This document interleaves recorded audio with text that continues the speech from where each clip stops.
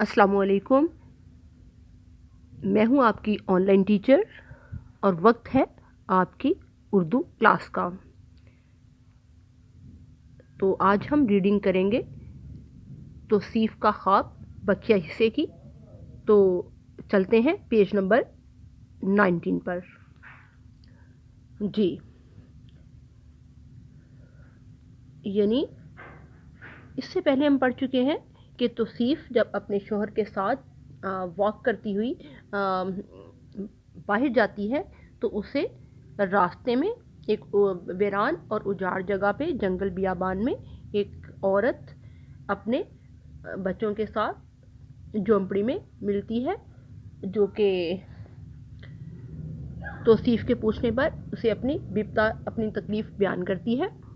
تو جی، اب باقاعدہ ریڈنگ کرتے ہیں بقیہ حصے کی۔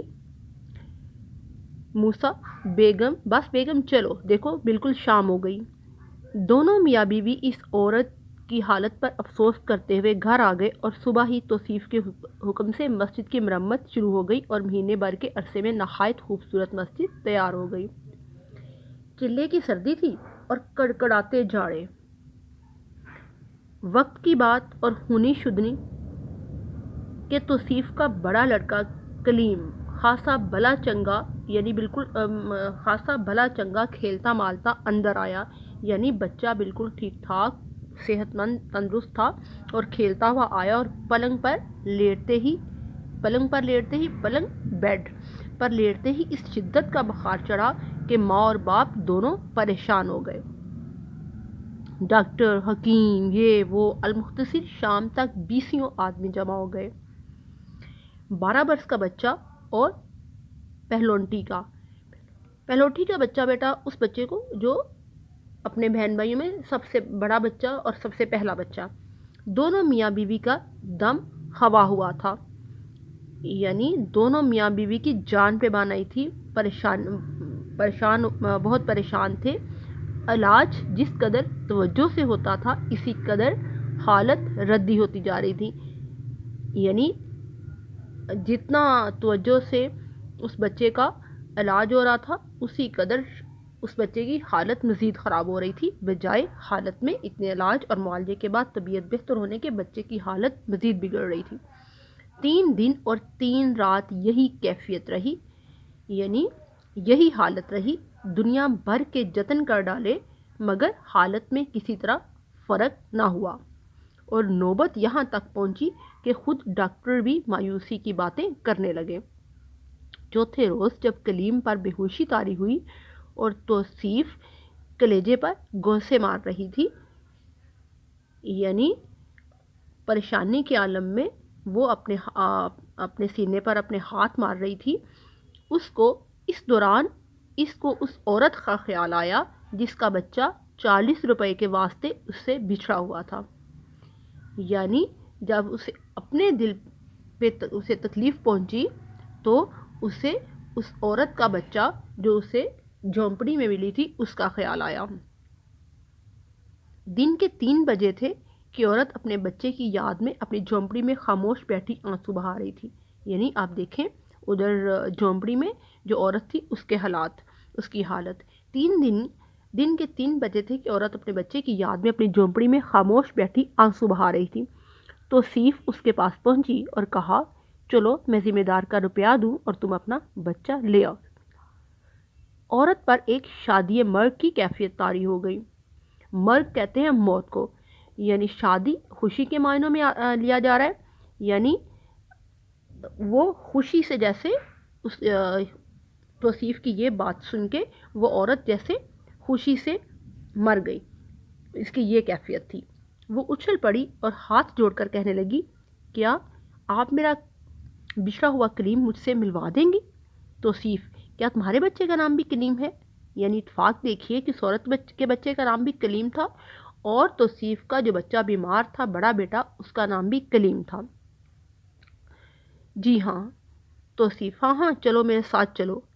توصیف عورت کے ساتھ چلی مگر راستے بھر اس کی حالت عجیب رہی۔ وہ توصیف کا منہ دیکھتی تھی، بلبلاتی تھی، گڑ گڑاتی تھی، ہاتھ جوڑتی تھی اور کہتی تھی، بیگم 40 روپے بہت ہیں، مگر میں ہاتھ جوڑ دوں گی اور دوں گی۔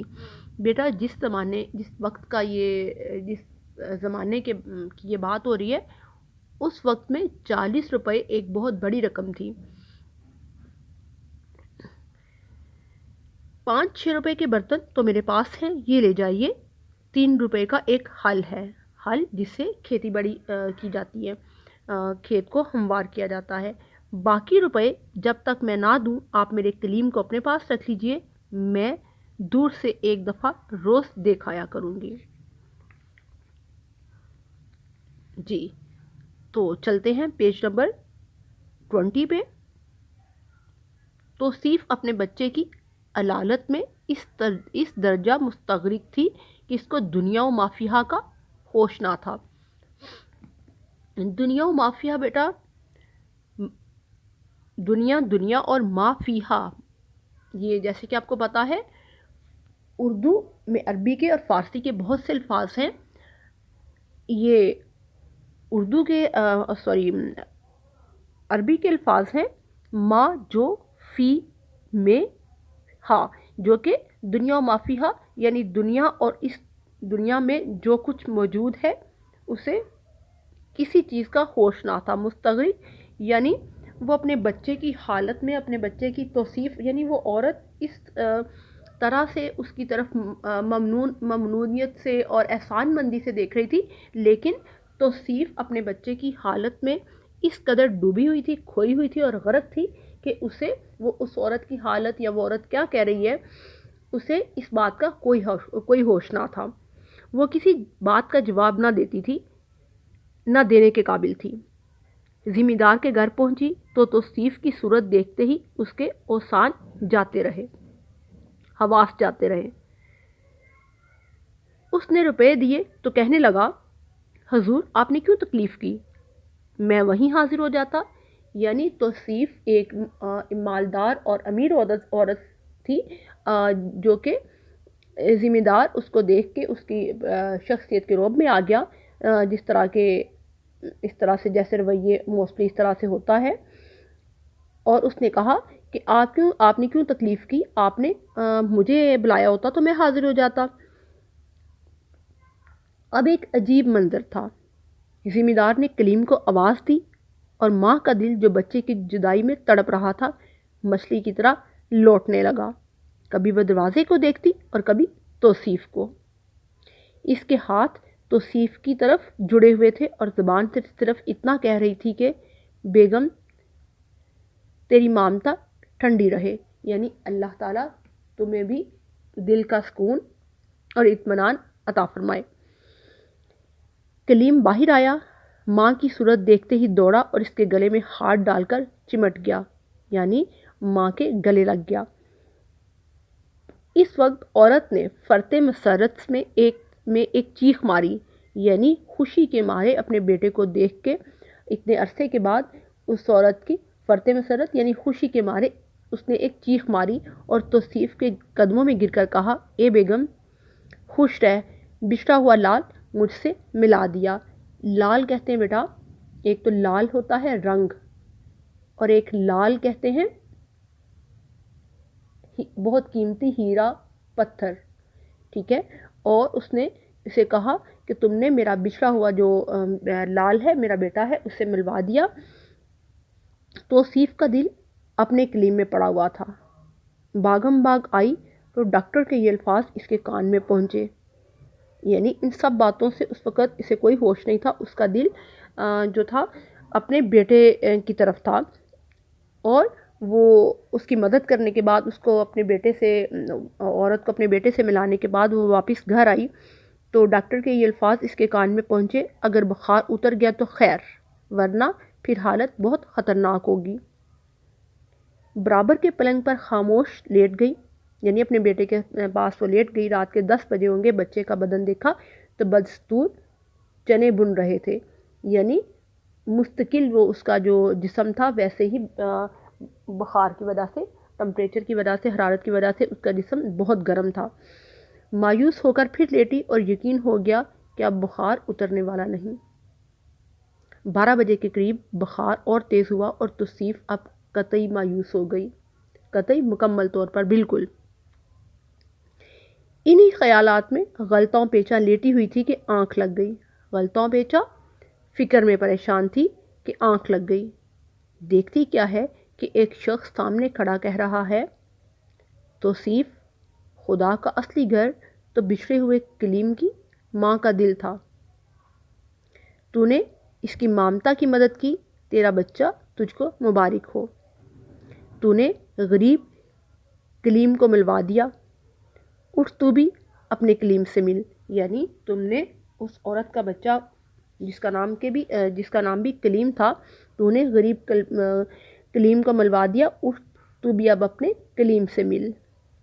توصیف ابھی خواب ہی دیکھ رہی تھی کہ موسیٰ کی آواز نے اسے چونکا دیا، یعنی موسیٰ توصیف کے جو شوہر ہیں، ہم نے سٹارٹنگ میں پڑھا۔ الہی تیرا شکر ہے بخار اتر گیا۔ گھبرا کر اٹھی تو بچہ پسینے میں نہا رہا تھا اور بخار کا پتہ تک نہ تھا۔ جی یہ تھی ہماری کہانی آج کی، توصیف کا خواب۔ جی تو بیٹا کیا کہنا چاہ رہے ہیں اس میں راشد الخیری؟ مطلب نو ڈاؤٹ کہ اللہ کا جو گھر ہے، مسجد اللہ کا گھر ہے، اس کی تعمیر بہت نیکی کا کام ہے، بہت ثواب کا کام ہے، لیکن اللہ دلوں میں رہتے ہیں۔ ٹھیک ہے، جیسا کہ آپ کو پتا ہے کہ اللہ تعالیٰ دلوں میں رہتے ہیں، اور ہمیں کسی کا دل نہیں توڑنا چاہیے، ہمیں دلوں کو ملانا چاہیے، اور جو نیک کام ہے ان کا جو اجر ہے، اس کا ثواب کبھی بھی اللہ اس کا ثواب، اس کا اجر ضائع نہیں کرتے، اس کا اچھا بدلہ دیتے ہیں۔ جیسے کہ وہ کہاوت ہے، کر بھلا سو ہو بھلا۔ اگر ہم کسی کا بھلا کریں گے، کسی کے ساتھ نیکی کریں گے، تو اس کے نتیجے بھی اللہ بھی ہمارے ساتھ اس اچھے کام کا اچھا بدلہ دیں گے۔ اسی طرح جیسے قصہ یوسف میں حضرت یوسف علیہ السلام نے کہا تھا اپنے بھائیوں سے، اپنے والد سے جب ان سے ملے تھے، کہ اللہ نیک کام کرنے والوں کا اجر ضائع نہیں کرتا۔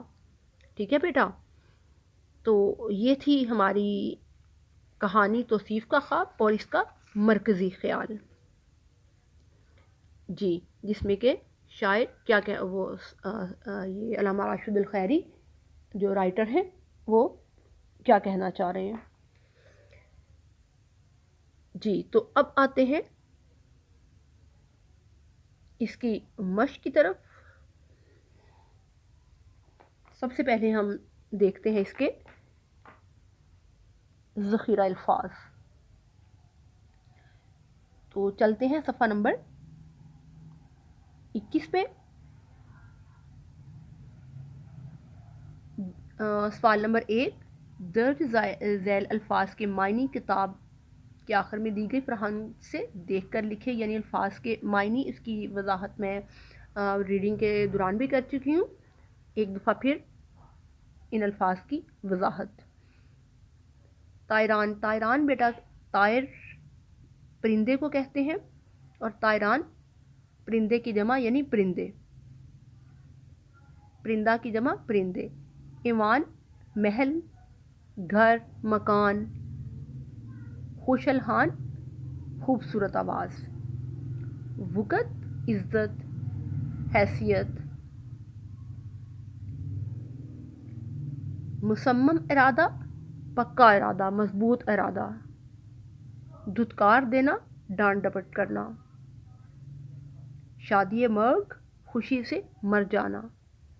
مستغرق ڈوبا ہوا، گہری سوچ میں ڈوبا ہوا، کھویا ہوا، محو۔ غلطاں پیچاں فکر میں پریشان۔ جی سوال نمبر 2 ہے، درج ذیل محاوروں کے معنی لغت سے تلاش کر کے لکھیے اور اپنے جملوں میں استعمال کیجیے. جی تو پہلا محاورہ دنگ رہ جانا، حیران رہ جانا.